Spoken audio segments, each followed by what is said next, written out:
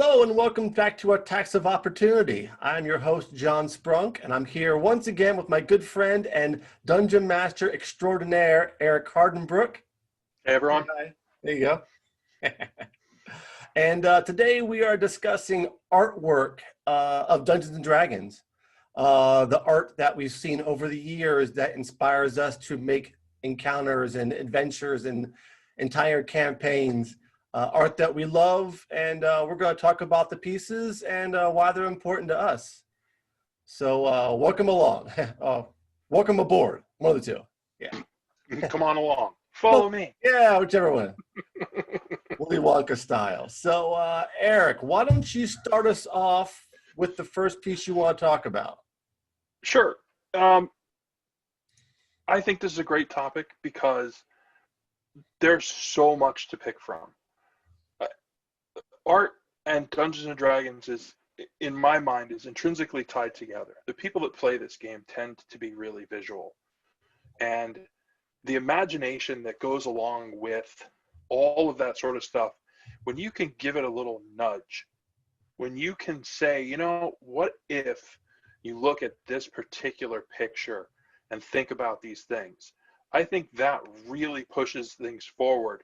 And so for my first piece that I picked out of my top 10, I actually grabbed a cartoon from an old Dragon magazine. And that cartoon, I call it sketchy art. In the early days, it was a lot more loose. There was a lot of stuff that I looked at, including this cartoon, this one in particular. This was published in Dragon magazine. And I looked at that even as a kid and I went, oh, I can get close to that. I think I can do that. Mm-hmm. And I was really inspired to push out and try to do these things. And I have no idea if you want to show it or not. I'll be okay either way, I'm pretty sure. But I sent over this secondary piece that went along with that, because even as a 10-year-old, I tried to do that. Now, the piece that I sent you was absolutely terrible. Oh. But it was published. Our school at the time put together a cartoon book and had anyone that was interested in art or any of that sort of thing. And it was an actual published book for the school. Cool. So that was really my first published piece of art. And it just, that lit the fire. So having that little bit of inspiration, having someone that you looked at and you went, ooh, I need to try to do that. The visual aspect of that to just bring you in, I was on board right away. Yeah, I love the older artwork, and you're going to see a lot of that in my choices, from the basic days, the advanced first edition days of Dungeons and Dragons. It just had, I feel like, a more of a whimsical quality to it. Didn't take itself too seriously. It knew it was about a game that was about fun, and not that there wasn't plenty of talent there, but like the piece you're showing, you know, the wizard constructing his stronghold or whatever with the gnomes or whatever they are. It's just, right. It's a funny thing. Hired these dwarves with a blueprint. He's like, it's time to build my dungeon, you know? Yeah, exactly. Where do these dungeons come from? Who builds these dungeons we go into? How long does it take? Exactly. And you know, when I say the sketchy art, it's exactly what you say. It's not that I want to be down on anyone. There's an immense amount of talent out there. It was just that looseness that kind of, I was like, ooh, all right, let's all get on board with this. Yeah, I felt the same way. I think that it went a long way to hooking me into the advanced game, especially. That's when basic and expert, I was mostly just going with the box set material. When advanced came out is when I really started to look at like Dragon magazine, and the hardback books were bigger, more inclusive, with all kinds of great art. So that's really where I cut my teeth, and I still look back at those pieces, you know, with nostalgia and for inspiration. All right, so I'm gonna throw up my first choice, which is the cover of the basic set, the dragon with the wizard and the fighter aiming at it, getting ready to fight. I'm starting with this one because this was the art that first introduced me to D&D. I saw the box set on a shelf at a hobby store back in 1978. I begged my father to buy it for me, and he relented, and I never looked back. When I look at it today, I mean, I got it up on my other screen right now, and I'm looking at it, and it just evokes so many awesome memories. Like, this encapsulates D&D for me. Underground setting with a horrible monster sitting on a big pile of treasure. You and your buddies are going in to take it out, hopefully, and take that treasure from it. Just the excitement, the wonder. Like I said, I see this piece and I want to play right now. It's really cool. It means a lot to me. And it's by Dave Sutherland, by the way. And you'll see other pieces, I think, by him here or there. That's my first piece. Yeah, and I love that first one. That was the pre. There was two other box sets that came out after that. Mm-hmm. There was like an aqua, like teal colored one and a red one. That were the basic and expert set then. But this is the first box set, and yeah, I'm right there with you. I mean, this was the days when you had to use crayons to color in your dice, so right. so you could see the numbers on it and stuff like that. Yeah, it's just, this one's super nostalgic. I do like this piece, and it's got a great shape that keeps your eye moving around. There's something new going on all the way around. So yeah, the details, the stonework, the treasure, the armor. I mean, I'm not going to claim this is, quote unquote high art. It is to me though, because like I said, the scales and the dragon, I see this and it just screams, this is the game you want to play for the rest of your life. And I have. Yeah, absolutely. All right. So what's next on your hit parade? So my second one, I picked one, but really you talked about it a little bit in the AD&D, the first edition hardcover books. They had cartoons in there. They were black and white, single line. And the one I sent over, if I said to you, or it's a +2 back scratcher, you would remember that cartoon because it's this party of adventurers with this open treasure chest, and they're standing there holding this wand that has a hand on the end. And it's that sense of fun. It's like, no, we know where we're going with this. We know, you've got this this treasure that you've got set up here, and there's two adventurers at least laying in the background. That's the best part to me. They didn't make it, but that's okay because we have the treasure. I'll never forget this piece. And it's like the perfect in-joke for D&D. You know what I mean? Anybody else, a Bigby's hand means nothing, but to a D&D player.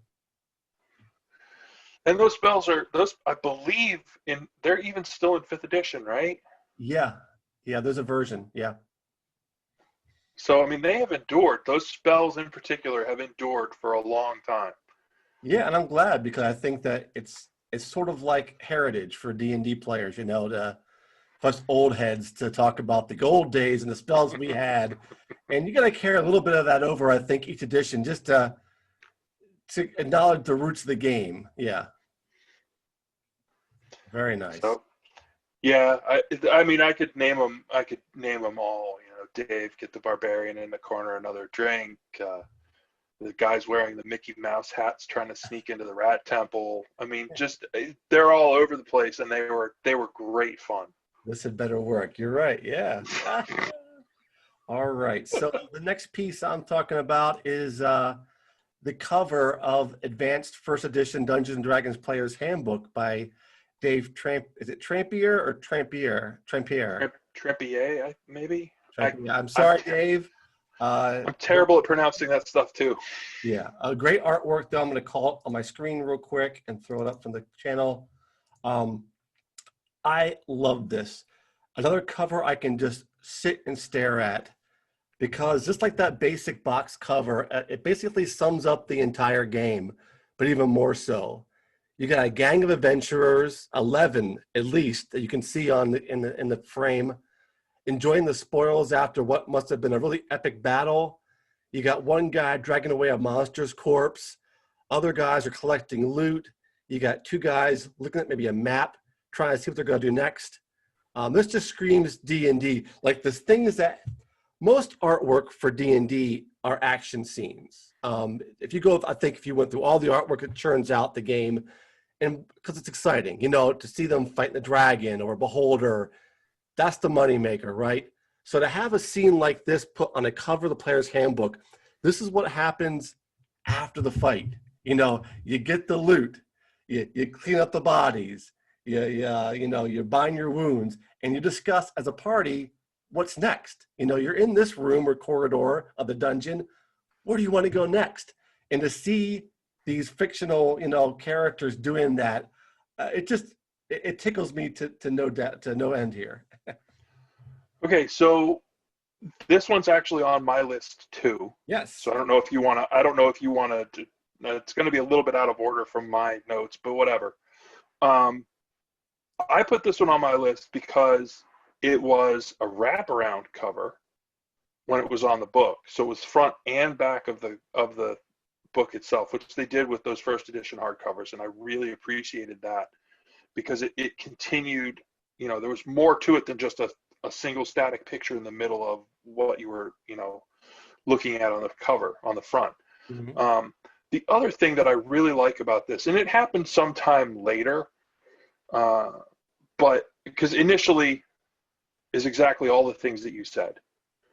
But then sometime later, I saw an interpretation of this that was, this is not your standard adventuring party.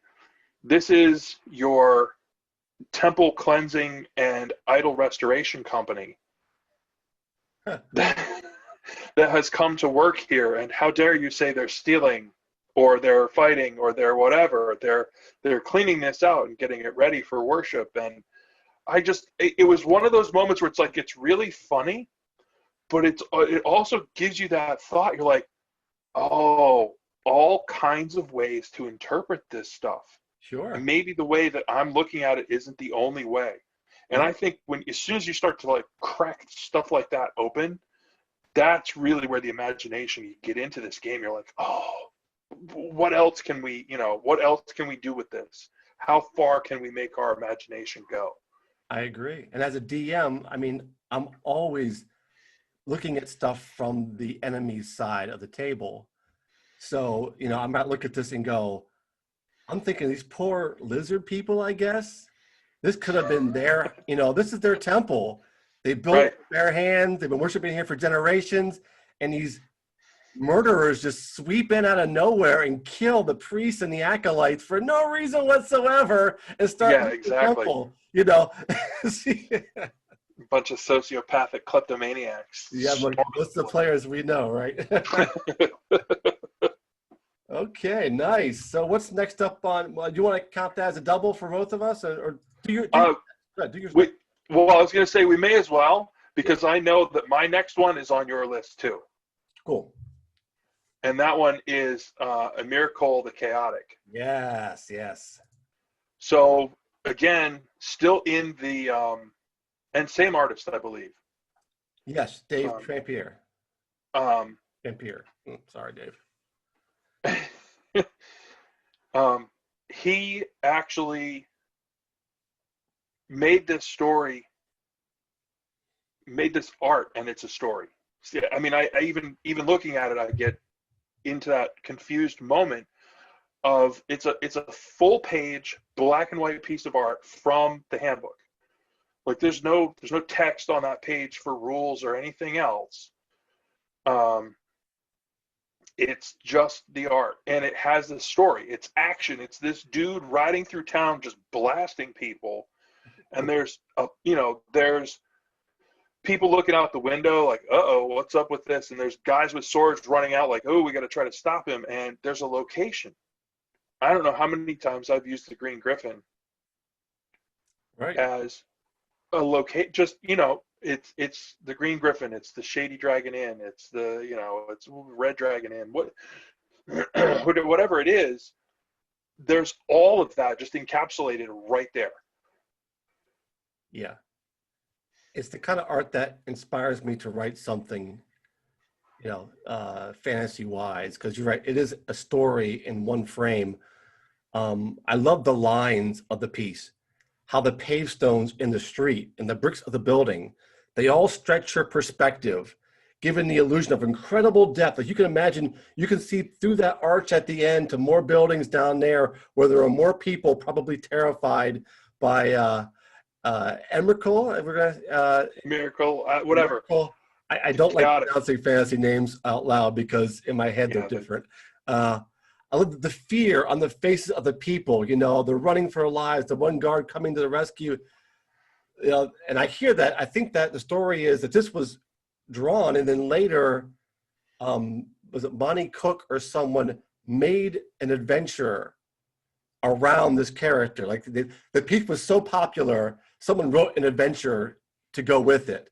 yeah, And I could see that happening. This guy would be a great big bad for a campaign. He rides through your town, kills a bunch of people, steals a bunch of loot, and then rides back out to his tower somewhere. And now you got to go face him down for justice. I mean, that's a great adventure right there. yeah, absolutely. Excellente. All right. So my next choice is A Paladin in Hell. Another full page from the Player's Handbook, first edition, by Dave Sutherland. I love it because I didn't know if I would have fully appreciated what a paladin was in D&D without this art to go with it. The Holy Warrior, I don't know if I have a whole lot of social context for that. But when I see this picture, now I know.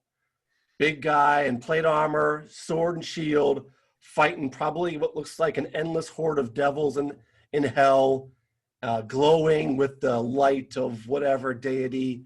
I guess it's a man he worships, although with that armor, possibly could be a woman. He's at the cliff's edge.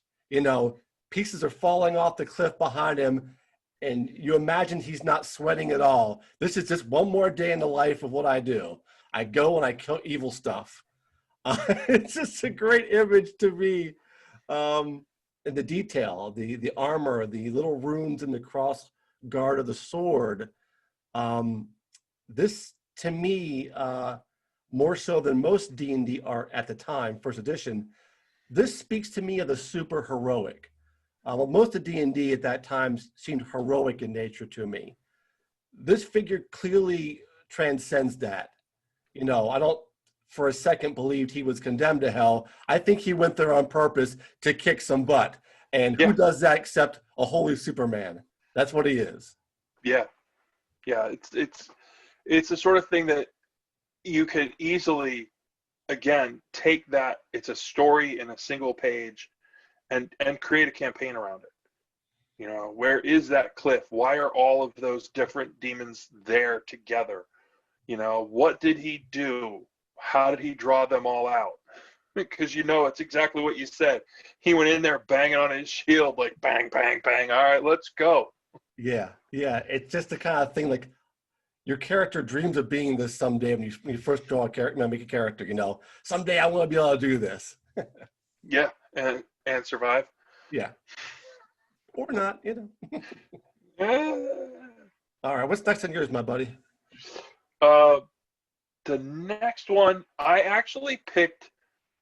It's not in any of the rule books, but it is the cover art for the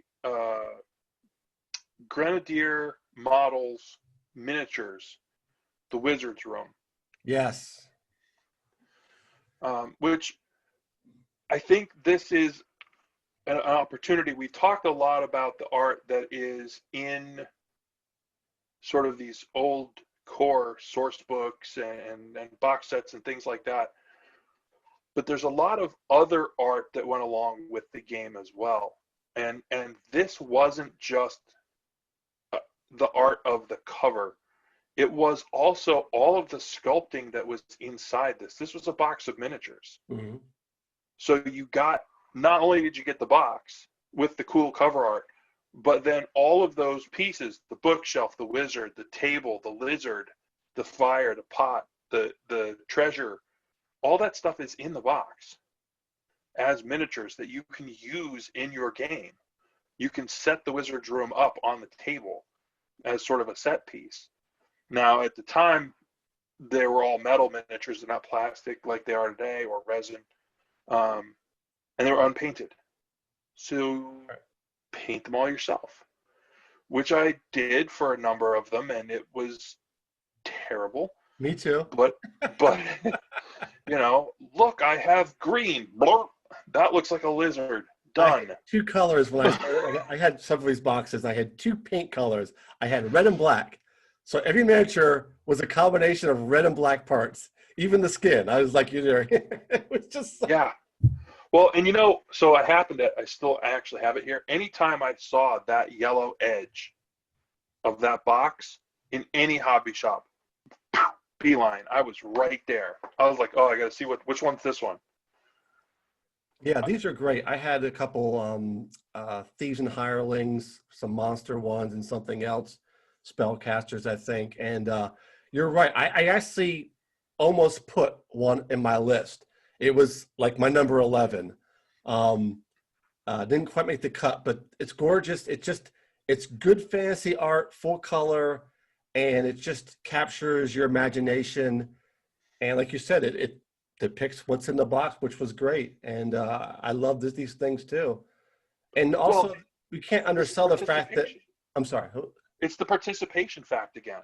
Yeah. You're in on it. You know, you're like, oh, and no matter what the color was, you got to be part of that. You made part of that as well. Exactly. And I don't know, without Grenadier's line, I don't know if I would have gotten into the miniature aspect of D&D as early as I did. You know, when I first started playing, it was fully theater of the mind. My father was my first DM, and we didn't have miniature when we first started. So you didn't know exactly where your character was on a battle map. There was no battle map. It was simply, you know, you describe the room, you describe where you are, where the monsters are, and then you talk out what you're going to do about that. And which is great. There's nothing wrong with that. I love that kind of playing also, but miniatures added a depth and a texture to the game. Now we can get tactical. Now we can say, oh, this is exactly where the monster is, you know, because theater of the mind, if you and I are both players, we might imagine a room a little bit differently. And your concept of what the description is might put the dragon too far away from melee combat, whereas I think, no, he's right beside me. Well, who's right and who's wrong? This got rid of all of that. Now you can put down miniatures on a map with a grid and say, this is where it's at. And so to this very day, I still use miniatures in my games, and it would be difficult to go back to not having them. I have actually started to go even further afield. I've started getting back into building my own terrain, not just maps, but I don't know. I don't remember if we talked about this or not. I've talked about it with a couple of people. There was a time when we were doing this, and it was the 10-foot wide corridor, and we would literally just cut them out of corrugated cardboard, like 10-foot squares, and like start laying them out. Like, this is what the map looks like, and it was nothing but flat cardboard. I'm like, oh, I need to revisit that. We can do so much better now. I wanted so badly to be an adult and to have the money to buy the stuff I wanted.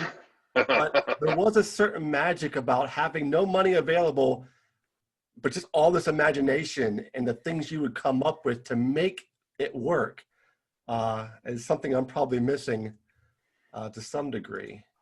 But yeah, a great box cover. I love that one. It's a good one.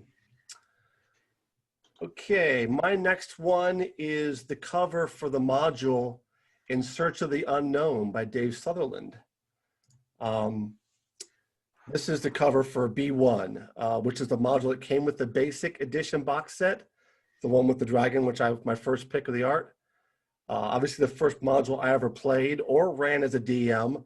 I played that thing so many times that, you know, the cover is worn and taped together to keep it, you know, as a folder. So many memories from this dungeon. This scene in the picture shows one of the rooms where the adventurers enter a garden room, an underground garden, which has been overgrown. And now they've got these huge toadstools and fungi everywhere.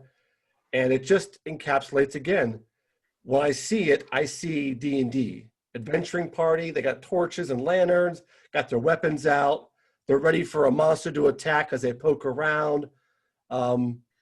It's fantastical with the big mushroom and stuff. It's another piece that as soon as I see it, all I can think about is let's write an adventure right now. Let's start to work. Let's get my juices flowing. Yeah, any of these pieces that really it is that's what they were going for. And I particularly love the mushrooms. That's the sort of stuff that it's not, you know, people think monsters are like, oh, the Minotaur and the maze, whatever, but no, it could have been like a slime, a mold, a weird spore, a mushroom that screeches and draws other things to them. Any of that kind of stuff. It's a lot of fun. Yeah, and I'm actually gonna pause a second, and I think he's not an artist, and none of his artwork is on my list if he does draw anything. But I want to just give another shout out to Gary Gygax and Dave Arneson, who created D&D. The imagination. I mean, all these monsters. I mean, if I had made D&D from scratch, it would have had like 10 monsters. You know, there'd be an ogre, a troll, a minotaur, a dragon, a unicorn. That'd be about, you know what I mean? It would be the basic fantasy elements from Beowulf and Tolkien and what have you. And they just made incredible, you know, poisonous oozes and slimes and different kinds of dragons based on color and, you know, metallic. They just, I wish so much to go back in time and just sit in on their sessions back at the early days when all this stuff was just flowing for them and they're writing stuff down, sure, taking massive notes about, oh my God, I had a great idea. That slime pool, that's alive. Roll initiative. I mean, whatever they had, whatever it is. That must have been so magical and so inebriating, you know, that amount. I mean, obviously it spanned, you know, a massive empire. It's still going strong, but, you know, I don't know if Gary ever drew anything. I don't think I've never seen any of his art. But man, as far as inspiration goes, I mean, he inspired the artist that inspired us to play. Yeah. But anyway, that's just my little soapbox moment. It's okay. I'm with you. There's so much here. And for my next one, I'm actually going to jump ahead a little bit in terms of some of the art that we've seen. Again, not to be down on any of it, but I think when you start to talk about the Dragonlance series and Larry Elmore's work, I think that set a standard that everyone kind of went, oh, that's art. And the one that I picked, that I sent over to you in particular, was The Death of Sturm. Yeah. But pick any Dragonlance art, really. But that one in particular was so moving. I remember being so upset when I read that. Right. And seeing this artwork, because it's not perfect. It's not, you know, it's real, but it's not the shining armor. It's the beaten, it's the dents, it's the scratches, it's, you know, the torn cloak, the tears in the pants. You know, there's little blood spatters all over. Mm-hmm. The detail of that, the color, it was so moving. And I was just blown away. I've been amazed by his artwork ever since. Wonderful artist, obviously, and I feel the same way. You know, the books, there's calendars, there's source books for the Dragonlance. a lot of which features his work and other great artists. And I agree. There's something about this era of D&D art that is special. And this piece in particular, not just the pathos or the sadness of it. I remember seeing this, and this is probably the picture that made me appreciate Lorana's character. Up until then, I think I really kind of was dismissive of this character. Then I saw this piece, and I'm like, I didn't think I was imagining her correctly. I think that my imagination was failing me. And when I saw this, I'm like, oh, the ripped clothing and the dents in the armor, the look on her face, I'm like, oh, she's seen some stuff, and now I can connect. And that was important. And that's many pieces of art do that for me, where I see an interpretation of a character that I think I know, and then I'm going, oh, I didn't really know this character what I thought I did. Now I see him in a painting, a good painting, and it really brings it forward for me. Yeah, like I said, pick any. Pick any. I picked that one in particular, but pick any. Really. There's a lot. I mean, if we did 15 or 20 pieces, I would have had a couple of Dragonlance pieces. They were on the bubble, and you got to go with your heart when it comes to art. So I didn't quite make it, but they're in my top 20 for sure. Absolutely. Okay, so my next one is Sacrifice to Lolth by Errol Otis. And this is, well, it was made in 80, obviously. So when I say the word throwback, I mean it in the best possible way. This is from the D's and Demigods hardback, which I got as soon as it hit the shelves, because there was something about D&D, and they mentioned some gods in the setting materials, but I really didn't feel a connection until I got this book and the picture shows a dark elf priestess conducting a human sacrifice to the Spider Queen. And I love it because, well, a couple reasons. One of which is just the decadence. The Spider Queen's idol is hunched over, smiling, like it's a real creature ready just to lean forward and drink from some blood. The dark elf, the black skin, it's just all black and white. And the way he did that with the two colors was the elf is entirely black, like a shadow in silhouette. And the sacrifice is completely white. Just that black on white, it just jumps out at me. And this is back when dark elves were first introduced. And before then, I didn't have an idea what they might be like. But as soon as I saw this picture, I forever had an idea of how dark elves would be in my campaigns. Oh, and the coolest part of that is you said it looks like the idol is going to reach down. It might. It might. It might. You might get an incarnation, and the statue may move. And I tie that together with stuff like the old Ray Harryhausen Clash of the Titans, that kind of stuff. That's exactly that feel. So I am right there with you. That is 100% like, oh, that might happen here. Yeah, and I don't know if Mr. Otis gets enough credit. Like Elmore gets a lot of credit. I mean, I shouldn't say it that way. Otis came earlier. This is earlier editions, and like I said, I think those editions had a more whimsical feel to them. I'm not sure, because I've seen a lot of his covers, and it's just the wrong word. His style is a little cruder than most modern day fantasy art. But I don't mean crude, like he's not a great artist. I mean, he's obviously going for a very primal feel. He's not trying to make a photorealistic representation. He's definitely interpreting a scene in his way.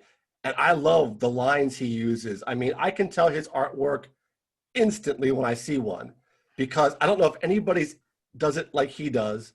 And it's just, again, D&D isn't a game about, it's not making a movie. We're not creating, a Marvel movie. We make our campaigns. We're creating something different, and sometimes whimsical, sometimes silly, sometimes a lot like our lives, and sometimes completely alien to real life. And this is more of his artwork reminds me that D&D can be alien from what everyday life is, and that's a good thing. Yeah, he has a very surrealist quality to his work, and some of his stuff is phenomenal. I believe he was the artist on the monster, the Gibbering Mouther. Yes. Which is just beyond creepy, and he nails it. It's like, Yeah. I mean, ew. I wouldn't know what that monster looked like until I saw that picture, and now, yeah. Now you don't want to know what it looks like, but you do. Exactly, yeah. I think later editions, especially with monsters, the monster manuals, the artwork, I think tried to become more detailed, more photolistic, because we're coming in a digital age where you can see high definition images on the internet all the time now. And I think that maybe some artists think that people want that. I don't know if that's always the best case, because that Gibbering Mouther back in first edition is my Gibbering Mouther. Whatever the new one looks like in a new monster manual, I'm not thinking of that when I put this monster down the table. I'm thinking of the old one. That's my image as a DM. That's what I'm describing to my players. Exactly. Yeah. Okay. What's up with you next? I skipped out to Dragon Magazine because the cover art, well, a lot of the interior art as well, but the cover art in particular for Dragon Magazine, just month after month after month, they just rolled out amazing stuff. Always. I mean, sure, in the early days, it's what we were talking about. There's some that you're like, oh, okay, that's not the art that I'm thinking of. But then the one in particular that I picked as a first choice here was issue 92, which is a painting called Bridge of Sorrows. And this has everything.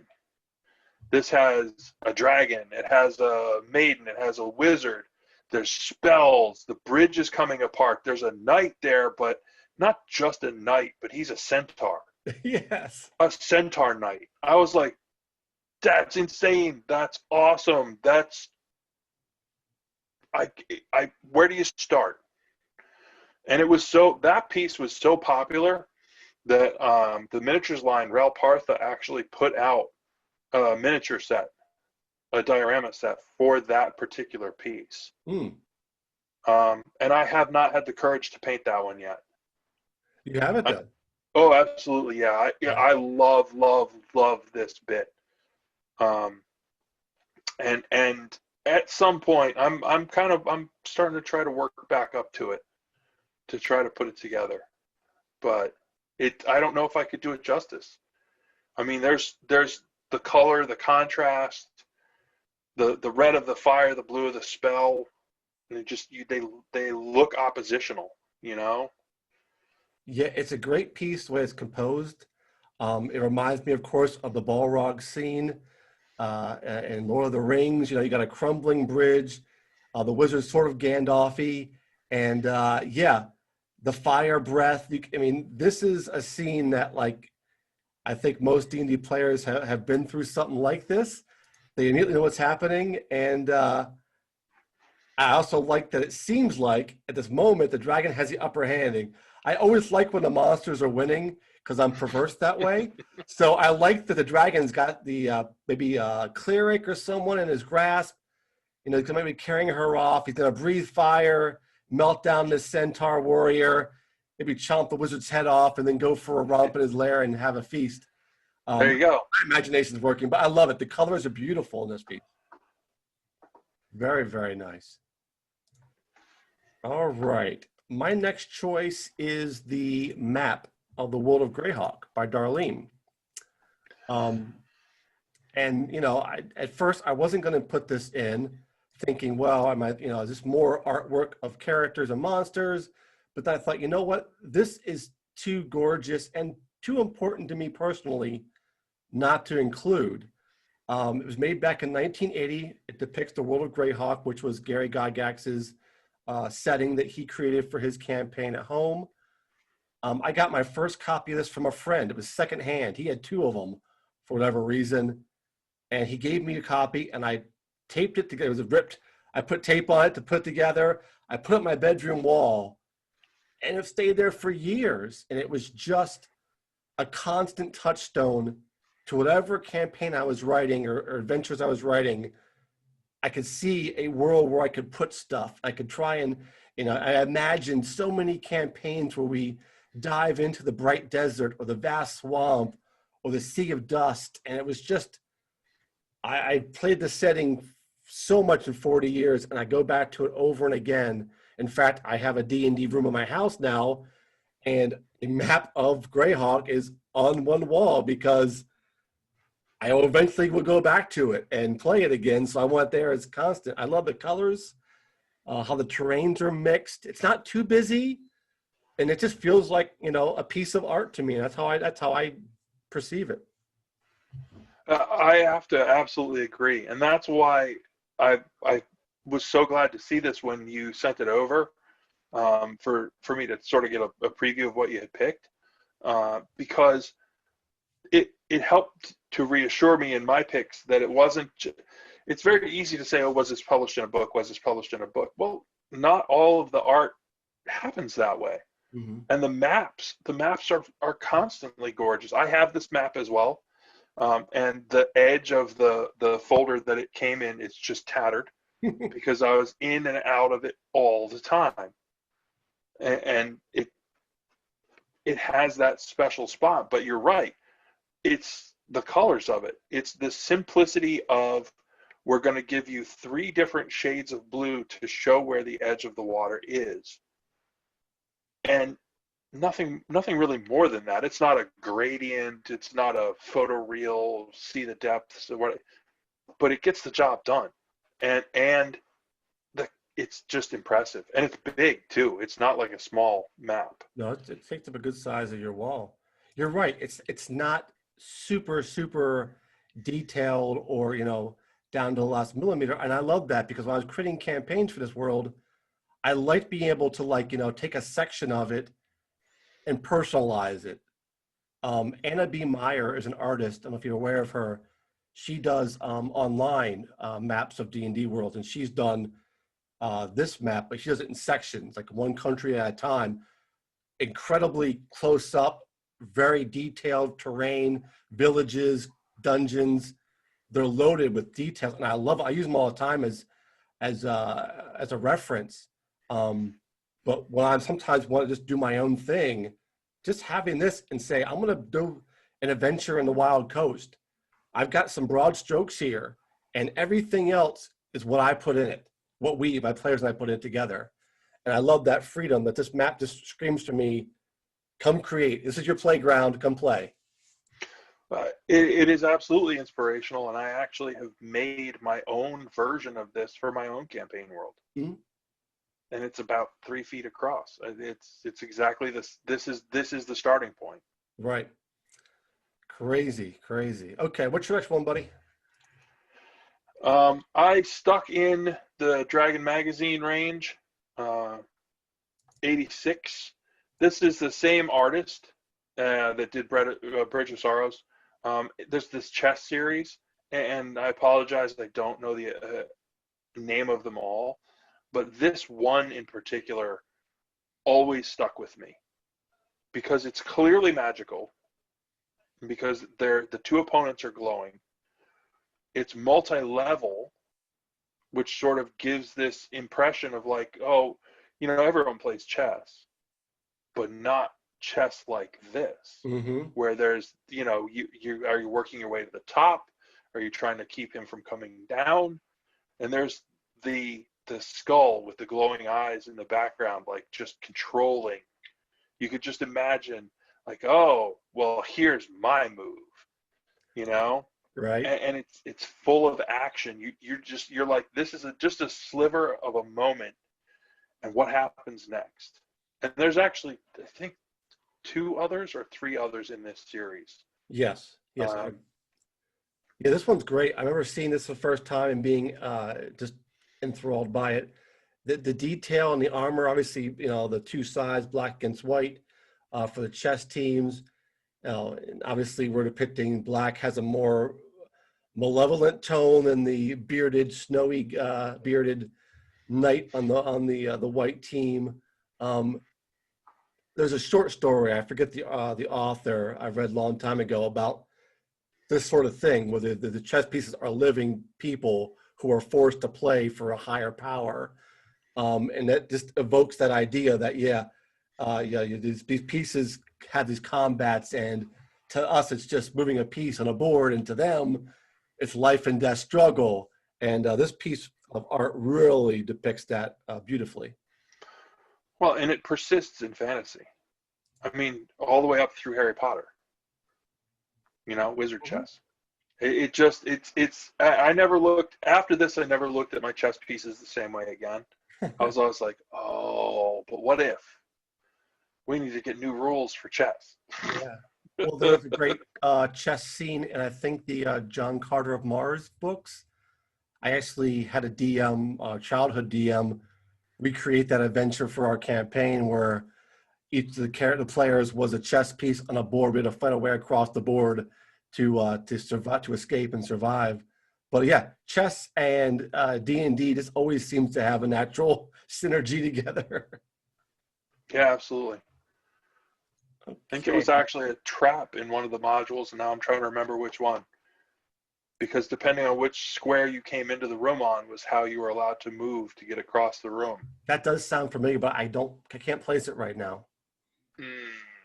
I'll come up with it. Yeah. Eventually. Maybe someone will comment below and fill us in on some of this stuff. Okay, my next choice is the cover for the Temple of Elemental Evil, drawn by Keith Parkinson. People that have been watching this channel for any length know this is one of my favorite modules. I've played it so many times. I even completely rewrote the entire thing over the course of 6 months because I'm masochistic. But the module, as great as it is, I love this art maybe even more. It conveys such a powerful sense of dread and malice, as if the temple itself is a living thing waiting to be fed with adventurers. Yeah, you should have just put teeth around that gate. You can imagine them right there. It's just a please come in for dinner sign. The colors, just dark, brooding, grays, black, the white of the lightning to break up a little bit.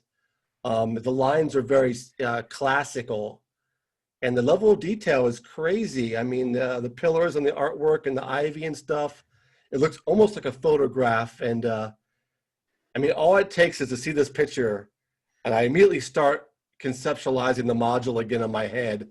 How can I rearrange it to make it fresh? Yeah, I love the gargoyles too. Mm-hmm. That just because it's a D&D monster. You don't just get a free pass. You don't just get to walk through there, or maybe you do. The first time. Maybe they let you in. But you can't get out. Exactly. And that's actually, I mean, a side note, the last iteration where I rewrote the whole temple for my group, that was a theme they didn't know was going on. It was easy to get into temple, but it was almost impossible to get out alive. And that idea the temple itself just needs a constant influx of fresh blood to keep going, and you've invited yourself for supper. Thanks for showing up. Exactly. All right, buddy, it's your turn next. So this one, I picked the genie from the Al-Qadim setting. The genie.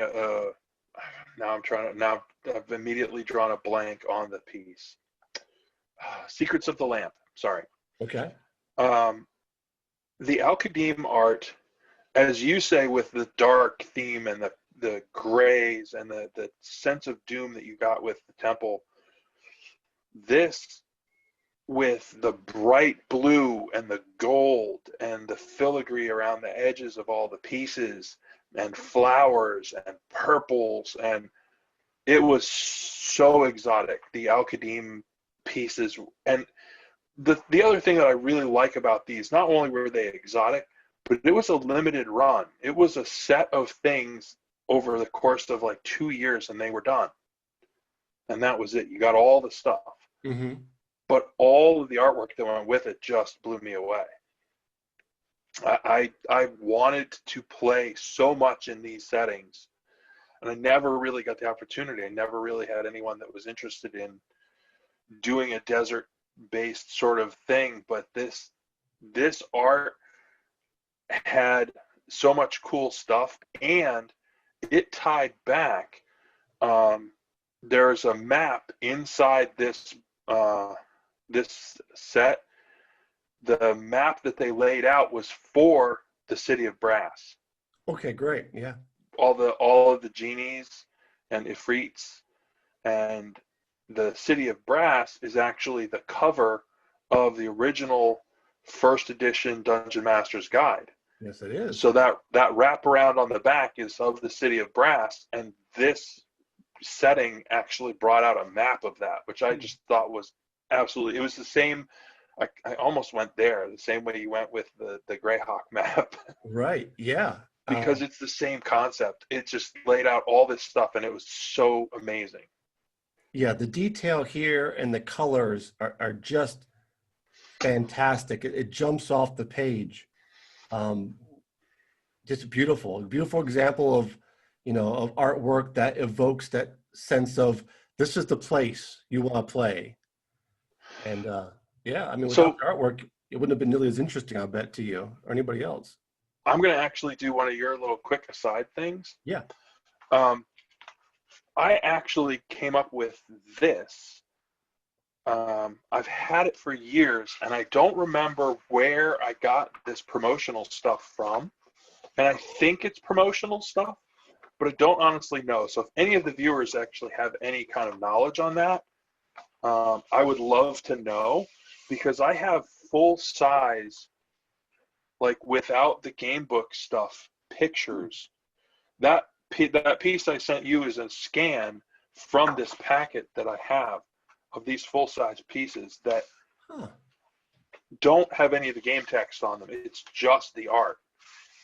And I love them. I still have the whole set together. Some, they're not all in color. Some of them are the black and white sketches that they used inside the game stuff. And I've just held on to it all these years. It's amazing. So yeah, if anyone has any recollection of how that promotional stuff came about, because I've tried looking for it on the internet, but I mean, this stuff came out in 90, 91, something like that. It's pre-internet days or the Stone Age, depending on how you view that, You're dating yourself now. All right. My next piece is The Rise of Tiamat by Michael Cormack. This is a newer, obviously, piece done for the 5th edition hardbook adventure of the same name, which I own. It's a great campaign. And the painting is gorgeous. The colors, the detailing. It has what I consider a lot of scope. You see the little wizard at the bottom there to give you a sense of how big this creature is and how puny mere mortals would be in its presence. That massiveness just comes through. And I love Tiamat as a deity / foe. It just, the old D&D cartoon made a mockery of that, I think, and I'm not sure we ever recovered as gamers, but I'm always like, she got the short end of the stick there. This is a goddess, and I always loved her as a big bad for a high level campaign. And Cormac, the artist, it's a special place in my heart. He did the covers for my first books, my Shadow Saga. I love really cool. Yeah, his style is so detailed, dynamic. At the same time, the sense of motion that he always has. But anyway, so this is one of my favorites of the 5th age art, or 5th edition artwork. So my last one, I totally cheated. Okay. I picked the Dungeons and Dragons Art and Arcana, a visual history. If you have the opportunity, now I happened to be really lucky. My wife is amazing. Love you, honey. And she got me the box set that has the original, a couple of original, like the player's handbook art as a fold out without the text on it, things like that. But the book itself is more than 400 pages of amazing. It has a history, a visual history, as they say, of all that stuff from the sketchy art that we were talking about, the inspirational stuff, all the way through fifth edition. Mm-hmm. There's page upon page, full color, glossy, awesome pictures that just allows you to dive in and be like, oh, I need to know about when did this happen, what was going on then, go back and look at any of that stuff, because all of it's still good. I had the book. My wife got it for me for Christmas, I think, last year, and I've read it through twice now. You're right; it's gorgeous, great artwork, obviously, but a lot of D&D history of things that not everybody knows about the game, especially the earlier days, about how it came together and who was involved. I'm a sucker for that kind of history, to go back and see Gygax's notes or early sketches that were done of monsters. That just tickles me to no end. So the book itself, I mean, I will go outside of the traditional flat 2D thing. The book and the box itself is art. They're gorgeous. I keep them out in the living room. Great coffee table book and conversation starter. Yeah. And my last one is a bit of a cheat as well. I think too much alike sometimes. Because mine is not a selection from one single artist. It's not one piece of art. It's several. It's the artwork of and inspired by the Dark Sun setting. Now, I've never played the Dark Sun setting. I don't think I even own any materials from it, which is a shame because I think that I wish I had jumped on that bandwagon when it came around, because I think I really missed out on something great. But the art is just so incredible. I had to include it. I got several pieces I'm going to show that I'm flashing here in a slideshow for the viewers. So vibrant, the colors. It reminds me of those John Carter of Mars books, the red and the dark grays and the blacks, just dystopian wasteland where just surviving the day was the adventure. And, I see the art and it makes me long for a set I never actually played. I believe the artist is Brahm. Brahm, yes. One of the premier ones, yeah. And his stuff does that. It's so evocative that it allows you to step into that world. You feel like you could be standing next to any of them, and then you'd wind up spitting out dust because it's just this dry. You get that sense, the heat, the dry, the dustiness of it all, and the struggle. Some of that campaign is actually inspirational to the campaign world that I have. Really, is it? Yeah, there's and once again, master of words, drawing a blank on the terminology that they used for when you use magic, it kills a certain amount of radius around you. Defiler magic, I think it's called. Yeah, something like that. And it just, that little concept, that little piece, I went, oh, I'm taking that. That lives in my campaign world now. It's adjusted and it's a little bit different, but I had to. I was like, that's just such great stuff. And I'll go back to those pictures all the time just to look. Matter of fact, I think I picked up a monograph of just his art. Mm-hmm. I have just a book of just his art. I heard a rumor that they're going to bring Dark Sun back for 5th edition as a setting. And I really hope they do, because this time I'm going to grab it up and, and hopefully play it. Well, I tell you what, you let me know. We'll do something. We'll figure out a game. Okay. Yeah. Because I would love to play some Dark Sun. Yeah, that'd be a first for me. I was this close to, just diving down the rabbit hole on the internet when I was doing this project, getting ready for this video of, let's just spend 3 days studying dark sunsetting and looking up, whatever PDFs are online and reading through them, as, research. But I resisted. But yeah, the art itself is just gorgeous. And it makes you feel like this is a world that really is harsh and unforgiving. And as a DM, I love that idea because, screw the players. Just being alive is a gift. I'm sure they'll be happy to hear that. They know all about me, unfortunately. They'll come back for more. All right, that's everything I've got for today. Yeah, that was my 10. I'll actually probably write a bunch of this up and stick it out on my blog. Excellent. So along with the link for the video whenever it goes up. Cool. Yeah. So I really, I love doing this. And if you want to talk art, or if anyone knows answers to any of the questions, drop some comments. I will have a conversation about this sort of stuff anytime. I think art is so important in general, and I think it's intertwined with Dungeons and Dragons to a point where you can't separate it. I actually went out. I don't back a lot of Kickstarters, but I did actually back a film called Eye of the Beholder, which is all about the art of Dungeons and Dragons, and it has interviews with a bunch of those artists, a bunch of the artists that we've just talked about. And you get to hear what they were thinking when they were doing some of this art and how they came about doing these things, and just to see, the places where they work, stuff like that.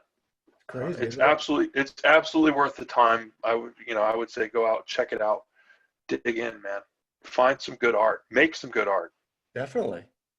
Yeah, I think especially for a game of imagination, artwork plays a special role because it allows us to envision things, to see somebody else's vision of, and I go back to Tolkien with his novels and the artists over the decades that have drawn his characters and his places that really made it real. Like, I feel like you could just take all the artwork of Middle Earth or Greyhawk or Forgotten Realms and recreate it if you had a hologram room, a holograph room, it's so evocative, and it roots you right in the game itself. And, I try and use art with Roll20 we play now, which is, I love it because of many reasons, one of which is when I'm describing some fantastic forest or a mountainscape or a city, I can throw a piece of art from the internet up and say, this is pretty close to what I'm describing. Like, here's a medieval town, here's an elven forest, here's Lothlorien, and it, boom, better. I mean, even as writers, we do a pretty good job describing things, but I could never, in less than an hour, describe Lothlorien and the detail that a beautiful painting of it could evoke. And I know that my players love that because that just lasers them in to the experience. So DMs that are playing on a table or online, don't skimp on the artwork because your players will definitely be able to imagine everything that you're trying to tell them. And the more immersed they get, the better the game gets for all of you. I couldn't agree more. If you have the opportunity, if you can't find the art, make the art. Because as they say, that the picture's worth 1,000 words, especially if it's your picture. If you could bring that piece of your game to life that way, absolutely take that chance, do it. Yeah, and in comments below, if you want to talk about these artists, tell us your favorite artists. There's so many great ones, and I don't mean to insult any artist. Todd Lockwood comes to mind. There's so many great ones that are not on the list only because it's a top 10 and there's a million to go that are great. You put a limit on it. Yeah, so down below, tell us who we missed that you love. And if you're an artist and you do fantasy artwork, I don't mind if you throw a link to your website down there and say, hey, check out my drawings. I'd love to take a look at it. So, feel free in the comment section. Please subscribe. Obviously, the channel, hit the little bell button so you know when new videos are coming out. Eric and I now are doing one every 2 weeks, and that could even go to every week. Who knows? We might up it depending on time. But I had a great time. Thanks again, Eric. I really appreciate it. Yeah, thanks for having me on. I love doing this, and like I said, I'll talk about this for hours and hours. So All right. yeah, Maybe we'll I have a look part forward two. to seeing some cool comments on this one. Definitely, definitely. Thanks again to everybody watching, and we'll see you next time on Tax of Opportunity. Have a good one.